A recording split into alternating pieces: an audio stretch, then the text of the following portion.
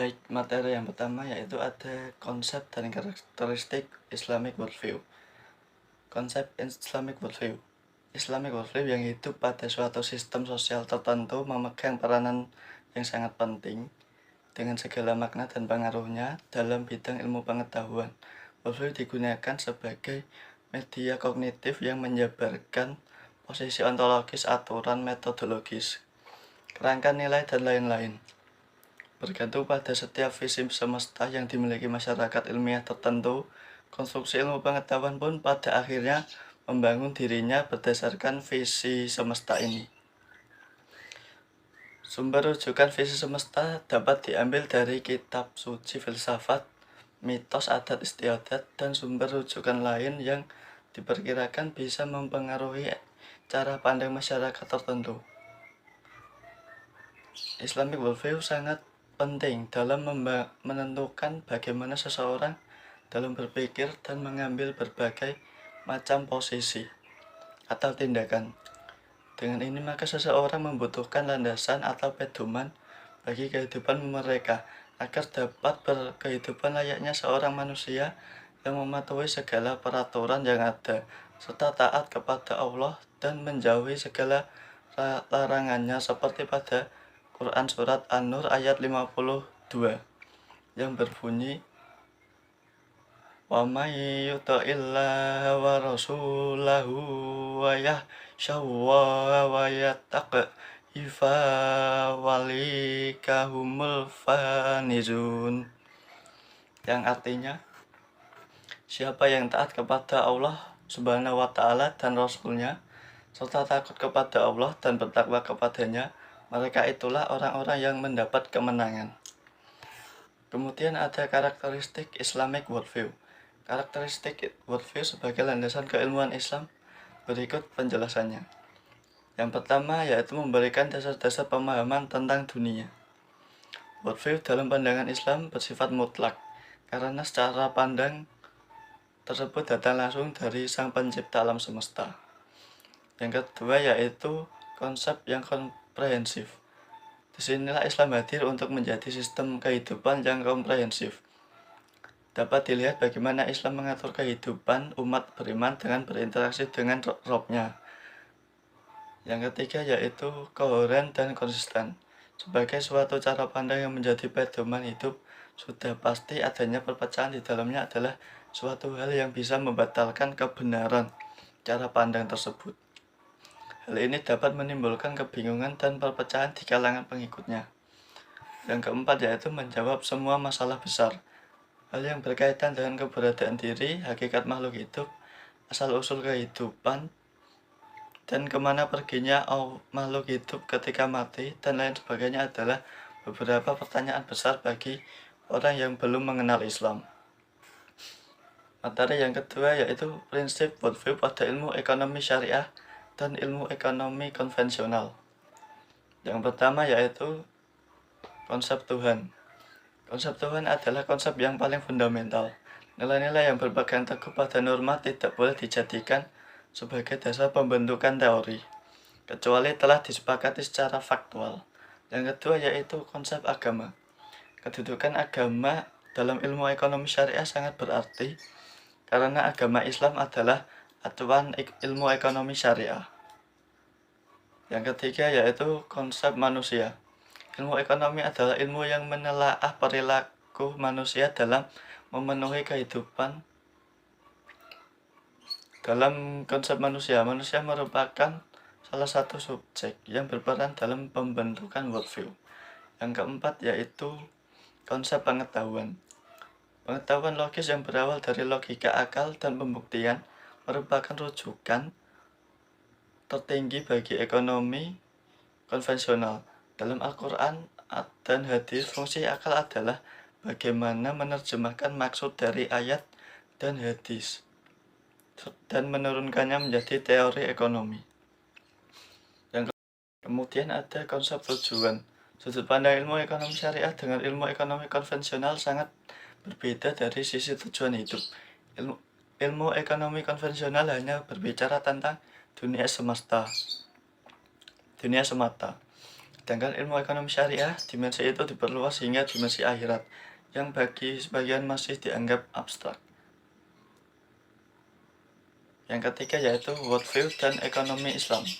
Pandangan hidup barat cenderung memandang alam sebagai sesuatu yang memiliki kepentingan sekunder. Akibatnya, manusia seringkali merasa berhak untuk menaklukkan alam dan mengubahnya sesuai dengan keinginan mereka. Pandangan hidup barat yang menempatkan manusia di pusatnya seringkali melupakan bahwa manusia adalah bagian dari alam dan bergantung padanya untuk berkelangsungan hidup. Ekonomi sebagai salah satu disiplin ilmu pengetahuan menjadi topik yang sering diperbincangkan. Sebab ilmu ini tak hanya berhenti pada tatanan akademis dan perdebatan metodologi saja, melainkan masuk hingga wilayah praktis. Islam sebagai agama yang komplit mengatur segala sendi kehidupan manusia, termasuk ekonomi. Al-Quran dan As-Sunnah meskipun bukan merupakan buku teks ekonomi, namun mengandung berbagai prinsip dasar ekonomi yang dapat diaplikasikan dalam kehidupan. Sistem ekonomi Islam merupakan hasil dari pandangan hidup Islam yang mencakup segala aspek kehidupan manusia. Keyakinan ini menuntun seseorang muslim untuk menjadikan Islam sebagai landasan sistem hidup yang menjamin kesejahteraan dan keselamatan, baik di dunia maupun akhirat. Pandangan hidup ini berakar dari konsep-konsep Islam yang membentuk kerangka berpikir yang kokoh. Dalam ekonomi Islam, motif dalam aktivitas ekonomi adalah ibadah. Motif ibadah inilah yang kemudian memengaruhi segala perilaku konsumsi, produksi, dan interaksi ekonomi lainnya. Secara spesifik ada 3 motif utama dalam perilaku ekonomi Islam, yaitu maslahah, kebutuhan, dan kewajiban. Maslahah merupakan motif yang dominan di antara ketiga motif yang ada. Maslahah merupakan parameter perilaku yang bernuansa kepentingan bersama. Motif kebutuhan merupakan sebuah motif di mana manusia memiliki kebutuhan dasar yang harus dipenuhi. Sedangkan motif kewajiban merupakan representasi entitas utama motif ekonomi yang yaitu ibadah. Ketiga motif ini saling menguatkan dan menetapkan peran motif ibadah dalam perekonomian.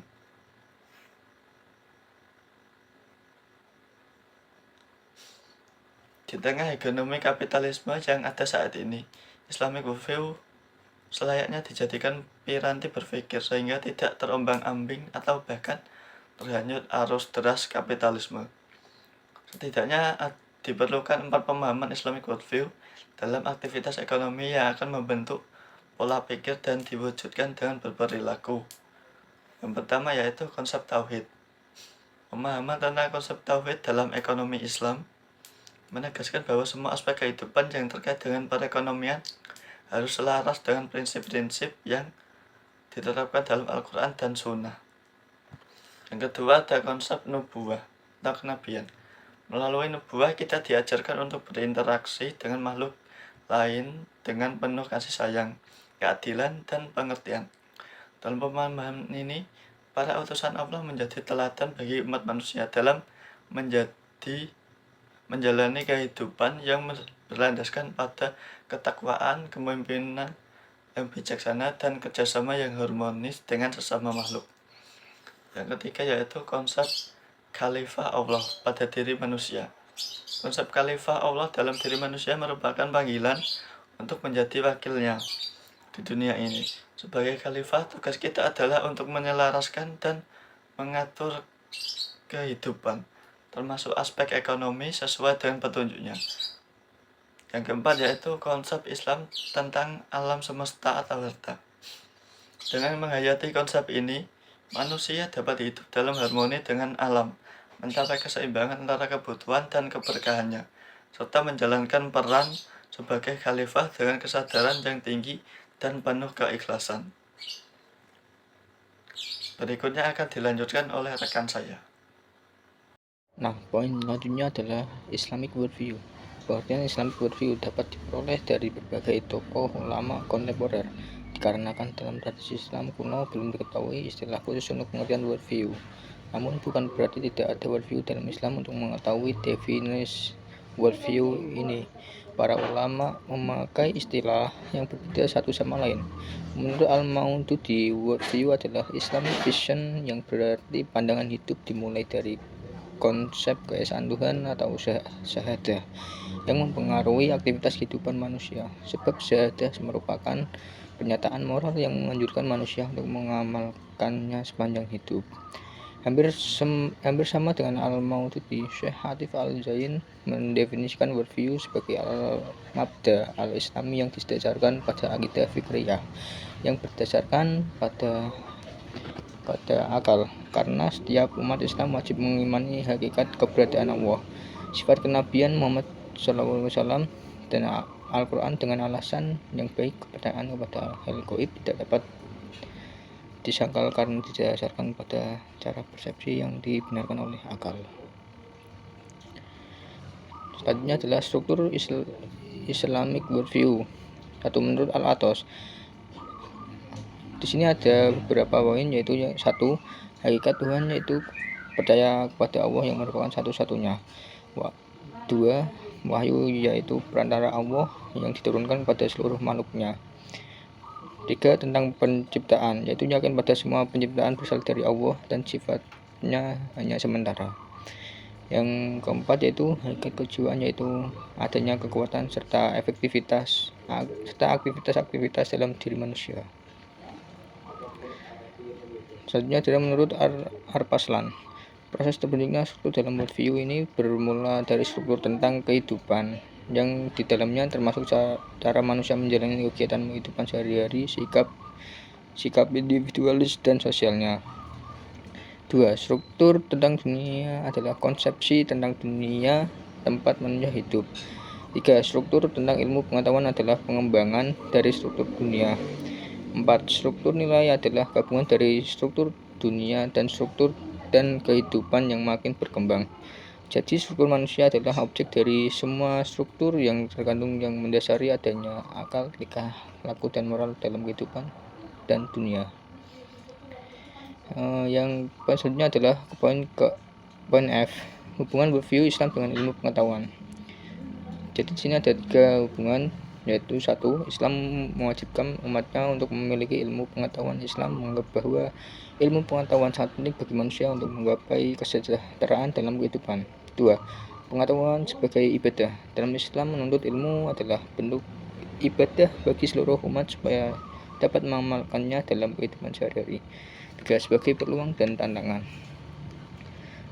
Nah, untuk mengantisipasi tantangan global seperti halnya perubahan iklim dan kesehatan yang membutuhkan sinergi antara pengetahuan dan worldview Islam. Hubungan antara worldview Islam dengan politik.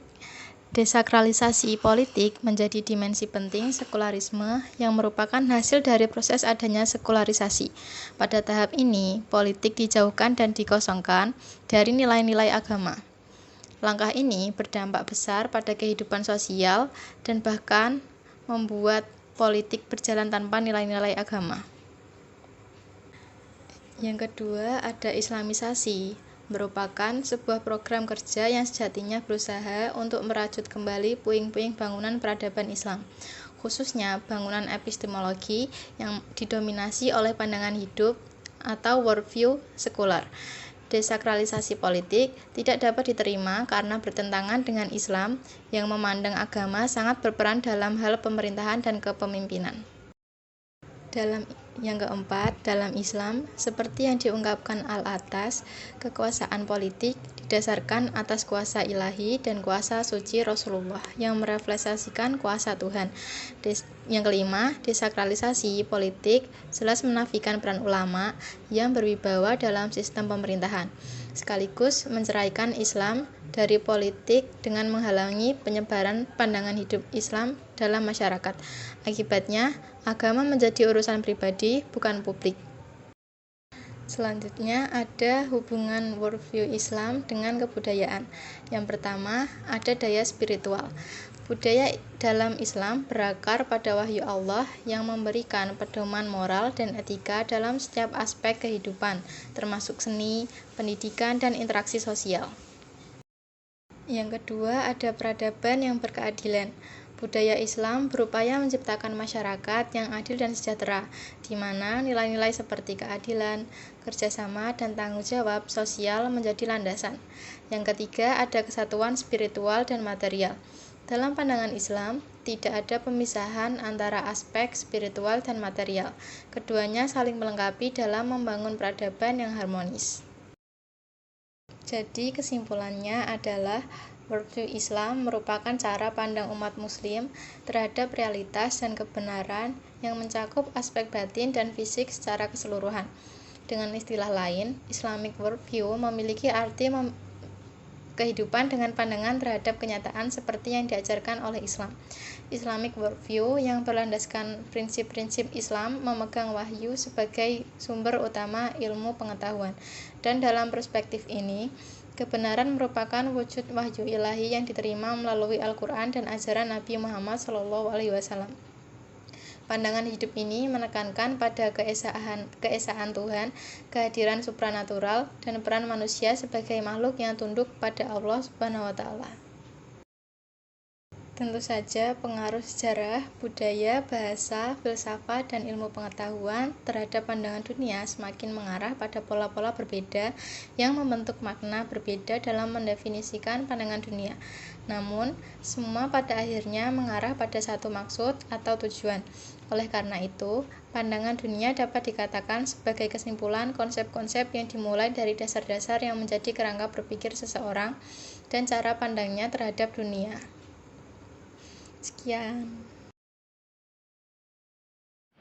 Sekian video dari kelompok kami.